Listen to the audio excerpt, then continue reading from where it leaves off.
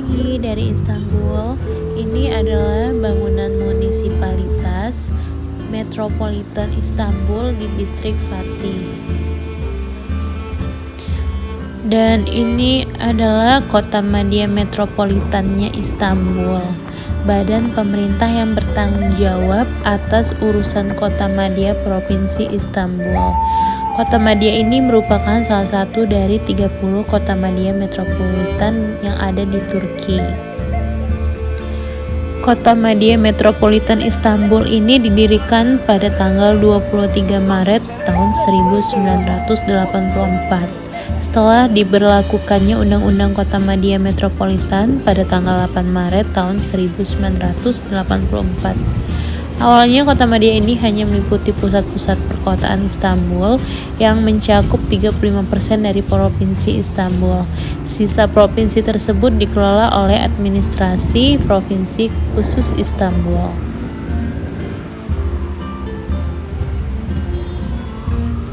Sebagai kota madya metropolitan, Istanbul dibagi menjadi 39 distrik. Distrik-distrik ini mencakup berbagai wilayah dari pusat bersejarah kota hingga pinggiran modern yang berkembang pesat.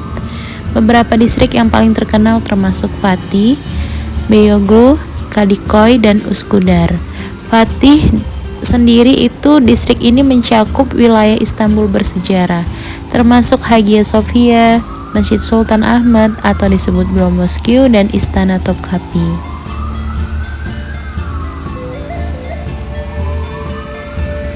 Istanbul adalah salah satu tujuan wisata yang paling populer di dunia, menarik jutaan wisatawan setiap tahun. Beberapa atraksi wisata utama termasuk Hagia Sophia, Masjid Sultan Ahmed, Istana Topkapi, Basilika Keystone, dan Grand Bazaar. Secara keseluruhannya, Istanbul adalah kota yang kaya akan sejarah, budaya, dan keanekaragaman, menjadikannya salah satu kota yang paling dinamis. Di sini ada tokoh-tokoh penting yang bersejarah. Ini adalah Hizir Bey Çelebi, seorang tokoh penting dalam sejarah Utsmaniyah. Dikenal sebagai wali kota pertama Istanbul setelah penaklukan kota tersebut oleh Sultan Mehmed II pada tahun 1453. Hizir Bey Çelebi adalah seorang ulama, hakim, dan intelektual terkenal pada zamannya. Lalu ada Dr. Opsemil Topuzlepasa. Dan ini adalah wali kota Istanbul yang pada tahun 1912 sampai 1914. Dan ini adalah dokter bedah terkenal dan tokoh penting dalam sejarah modern Turki. Selanjutnya ini adalah Haydar Yuluk. Dia adalah wali kota Istanbul tahun 49 sampai 50. Jabatannya relatif singkat. Haydar Yuluk memainkan peran dalam mengelola kota selama periode pasca Perang Dunia II.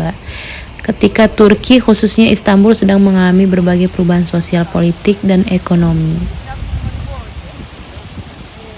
Lalu di sini ada Dr. O.P. Emin Erkul Seyitoglu. Dia adalah seorang tokoh yang dikenal dalam dunia politik Turki yang merupakan seorang akademisi dan profesional di bidang kedokteran. Untuk selanjutnya ada Muhyiddin Ustundak. Muhyiddin Ustundak adalah seorang tokoh politik dan administratif di Turki. Untuk memiliki latar belakang pendidikan di bidang teknik dan administrasi publik. Sebelum memasuki dunia politik, ia berpengalaman sebagai sektor swasta dan administrasi, termasuk posisi manajerial di berbagai perusahaan dan organisasi. Lalu ada Dr. Lutfi Kirdar. Dia juga adalah seorang tokoh penting dalam sejarah politik dan administrasi di Turki. Dr. Lutfi Kirdar memiliki latar belakang akademis yang kuat di bidang kedokteran dan administrasi publik. Ia menyelesaikan pendidikan kedokterannya di universitas terkemuka di Turki. Selanjutnya ada Fahreddin Kerim Gökay yang dikenal perannya sebagai wali kota Istanbul selama masa jabatannya. Ia berfokus pada berbagai inisiatif untuk memperbaiki infrastruktur kota dan meningkatkan kualitas hidup warganya.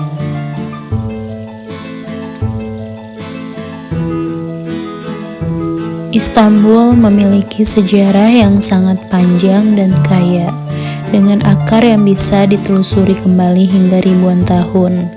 Kota ini didirikan sebagai Bizantium pada abad ke-7 SM oleh kolonialis Yunani. Kemudian kota ini dikenal sebagai Konstantinopel setelah Kaisar Romawi Konstantinus Agung menjadikannya ibu kota Kekaisaran Romawi Timur pada tahun 330 Masehi. Setelah penaklukan oleh Kesultanan Utsmaniyah pada tahun 1453, kota ini dikenal sebagai Istanbul yang akhirnya menjadi ibu kota kesultanan tersebut. Salah satu tujuan wisata yang paling populer adalah Masjid Sultan Ahmed, atau bisa dibilang Blue Mosque, yang dikenal karena ubinnya yang berwarna biru dan arsitekturnya yang megah. Sekarang kita menuju Blue Mosque, yaitu Sultan Ahmed Jami yang dikenal sebagai Masjid Biru. Salah satu landmark paling terkenal di Istanbul, Turki. Masjid ini dibangun antara tahun 1609 dan 1616 selama masa pemerintahan Sultan Ahmed pertama dari Kekaisaran Ottoman. Ini adalah pintu masuk. Jadi pintu masuk dan pintu keluar itu dibedakan. Ini kita masuk dulu dan inilah bangunan yang kelihatannya emang sangat bagus ya. Ini luar biasa cantiknya, Masya Allah. Dan desainnya masjid ini dikenal dengan 6 menaranya yang menjadi kontroversial pada saat itu karena hanya Masjidil Haram dan Mekah yang memiliki jumlah menara yang sama. Untuk mengatasi kontroversi tersebut, Sultan Ahmed memerintahkan pembangunan menara ke-7 di Masjidil Haram. Interior masjid ini dihiasi lebih dari 20.000 ubin iznik berwarna biru yang memberi nama Masjid Biru. Kepada bangunan ini, ubin-ubin ini menampilkan pola bunga dan desain geometris khas seni Islam. Kubah besar masjid ini mencapai 43 meter tingginya dan diameternya 23,5 meter. Ini dikelilingi oleh beberapa kubah dan setengah kubah lainnya yang semakin menambah kesan megah dari bangunan ini. Ini pintu masuk dan kita harus membuka alas kaki, sepatu ataupun sendal. Kita harus bawa, pegang ke dalam.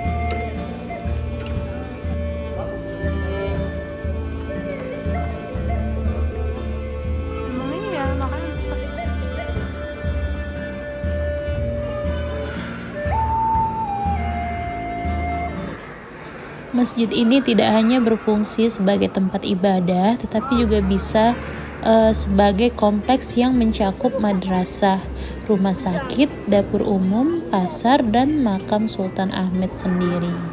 Sultan Ahmed pertama.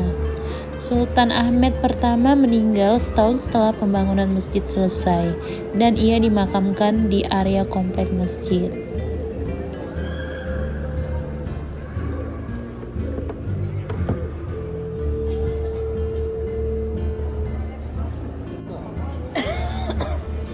Masjid ini tetap aktif sebagai tempat ibadah dan juga menjadi salah satu situs paling terkenal di Turki, berdampingan dengan Hagia Sophia yang berada di tepat dengan seberangnya.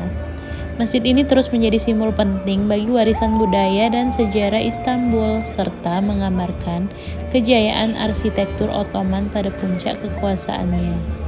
Sultan Ahmed Jami dianggap sebagai salah satu karya puncak arsitektur Islam Ottoman dan menjadi salah satu daya tarik utama bagi wisatawan yang mengunjungi Istanbul.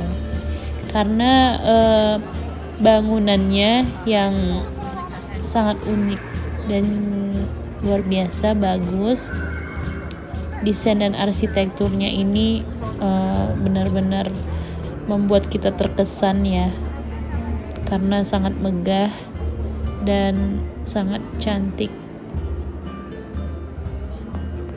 Sultan Ahmed pertama memerintahkan pembangunan masjid ini sebagai simbol kebesaran dan keagungan Kekaisaran Ottoman setelah beberapa kekalahan militer. Meskipun pembangunan ini dianggap sangat ambisius, Sultan Ahmed pertama ingin menunjukkan bahwa Ottoman masih kuat dan mampu menciptakan keajaiban arsitektur. Arsitek Sedefkar Mehmet Aga, seorang murid dari arsitek terkenal Mimar Sinan, ditugaskan untuk merancang masjid ini. Dia menggabungkan elemen-elemen dari arsitektur Ottoman tradisional dengan beberapa inovasi baru.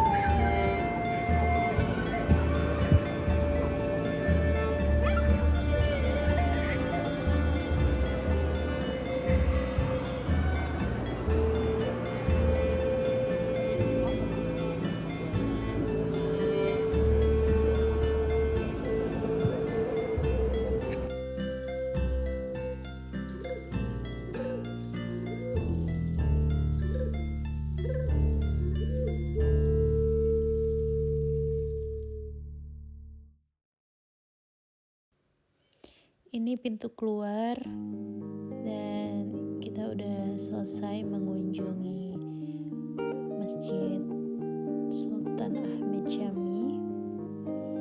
Jadi perubahan zamannya seiring berjalan waktu, Kesultanan Ottoman mengalami penurunan kekuasaan.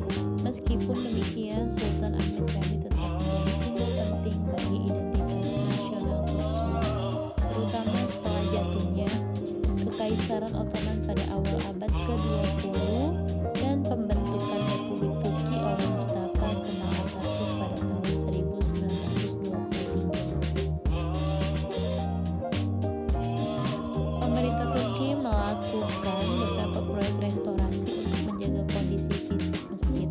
Ubin-ubin biru yang terkenal serta struktur kubah dan menara dijaga dan diperbaiki agar tetap terpelihara dengan baik.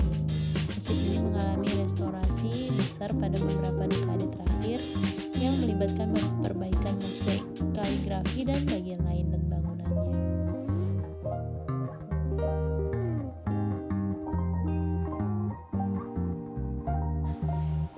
Dan untuk menuju ke sini sangat mudah diakses melalui berbagai moda transportasi termasuk tram T1 yang berhenti di dekat masjid.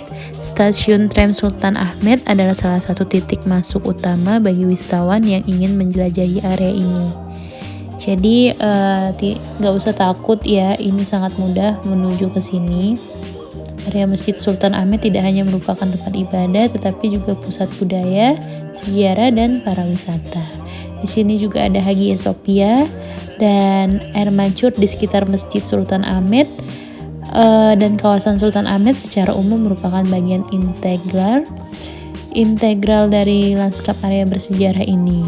Beberapa air mancur bersejarah dan modern dapat ditemukan di sekitar masjid dan alun-alun Sultan Ahmed. Ada beberapa air mancur yang ada di sini. Ada air mancur Sultan Ahmed, The German Fountain, air mancur wudhu, Sadirvan, air mancur bersejarah lainnya. Ada di sekitar lokasi ini. Itu Hagia Sophia yang kelihatan dari sini. Jadi air mancur ini sering digunakan sebagai latar belakang untuk foto pengunjung yang ingin mengabadikan momen di depan Masjid Sultan Ahmed ataupun Hagia Sophia. By the way, buat teman-teman, thanks for watching. Semoga kita semua bisa menjelajahi sejarah di Turki.